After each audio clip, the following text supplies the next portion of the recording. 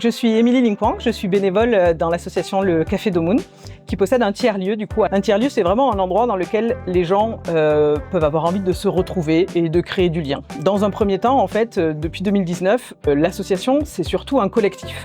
C'est des gens qui ont envie d'animer le quartier, qui n'ont pas envie de descendre sur Saint-Denis et qui ont envie qu'il se passe des choses à proximité. L'idée, ça va être de proposer du coup des activités à l'ensemble des montagnards. On a deux grands axes. Donc on a un axe culturel, historique, et puis un axe éco-citoyen. Chacun va avoir une initiative et décider de monter un projet, de proposer aux autres, est-ce que ça leur convient ou pas, et de voir s'il y a un public qui aurait envie de partager un bon moment ensemble. Café d'Au Moon, c'est aussi un lieu, une sorte de laboratoire d'expérimentation où on essaie de tester des solutions assez concrètes sur les sujets de transition écologique. Il me semble intéressant, pour faire face aux aléas du dérèglement climatique, de travailler sur la résilience de notre territoire, et des initiatives comme on peut avoir au Café d'Au Moon permettent surtout, je pense, de renforcer le lien social, qui me semble être la clé principale en fait pour pouvoir faire face à des grosses crises ou à des petits aléas.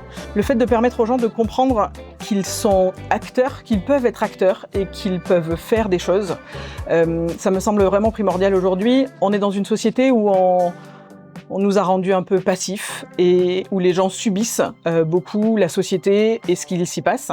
L'idée de ce genre d'expérimentation sociale aussi, c'est le fait de, à chaque fois qu'il y a quelqu'un qui vient ici, on peut lui proposer de participer à une activité, mais on va aussi régulièrement lui proposer d'en organiser, de faire, de devenir vraiment créateur lui-même d'une solution concrète.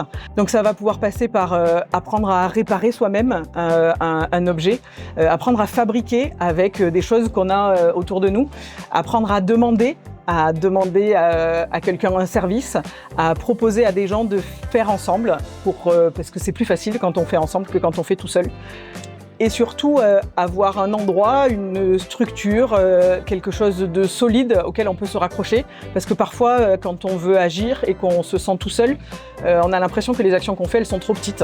Et le fait de pouvoir les faire avec des autres et d'inclure du monde dans son action, ça va permettre d'avoir un peu plus d'impact et de se sentir plus légitime à agir.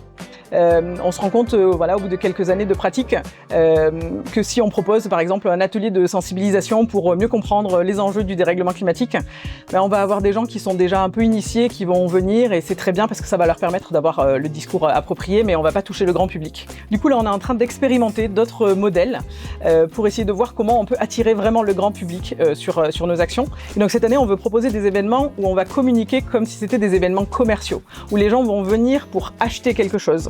Acheter un produit, c'est quelque chose que les gens savent faire, ils savent à quoi s'attendre. Alors que quand on leur propose un atelier de sensibilisation, c'est un peu plus flou, ils savent pas comment ils vont devoir interagir, comment ils doivent gérer. Et je pense que c'est un des freins qui fait que les gens du quartier ont du mal à venir au Café d'Au Moon.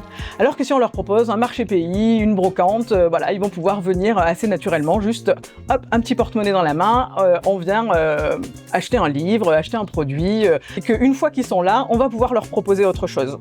Au sein de l'événement, on va pouvoir proposer à la fois des projections, mais aussi des petits ateliers, des livres, du troc, des interactions auxquelles ils n'ont pas l'habitude. Du coup, on va essayer de les surprendre. L'objectif, c'est vraiment de faire en sorte que les gens du quartier aient vraiment envie de venir jusqu'à nous au sein du tiers-lieu. La transition écologique, c'est vraiment une aventure collective. C'est quelque chose qu'on doit faire ensemble.